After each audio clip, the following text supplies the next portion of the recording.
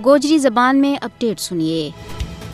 आज पूरी दुनिया में ख़वातीन के ऊपर जुल्म को आलमी दिहाड़ा मनाया जा रही है। सानिया के खिलाफ तशद्दुद का खात्मा का आलमी दिहाड़ा का मौका के ऊपर कश्मीरी ख़वातीन की तकलीफ को कोई भी खात्मा नज़र नहीं आ रही है। ख़वातीन के खिलाफ तशद्दुद का आलमी दिहाड़ा तो मनाया जा रही है, लेकिन कश्मीरी ख़वातीन न भारतीय फौजियों के हाथों सख्त जुल्म को सामना करना पै रही है। 1989 से लेके इस वेला तक मौजूदा जम्मू कश्मीर के अंदर 2300 से ज़्यादा सुहानी भारतीय काबज़ फौज के हाथों शहीद हुई हैं। इसी तरह 22,980 बेवा हुई हैं। मौजूदा जम्मू कश्मीर में ख़वातीन न भारतीय फौजियों का जिनसी तशद्दुद की वजह से दहशतगर्दी और सदमा की न खत्म होने वाली आजमाइश को सामना करना पै रही है। भारतीय फौजी कश्मीरियों की बेइज्जती के वास्ते कश्मीरी ख़वातीन न जिनसी तौर पर बहुत ज़्यादा परेशान कर रही है। मौजूदा जम्मू कश्मीर में गुजरिया 35 साल में भारतीय फौजियों के हाथों 11,265 ख़वातीन के नाल बदतमीजी की गई है। इसी तरह मौजूदा जम्मू कश्मीर में ख़वातीन की असमत दरी न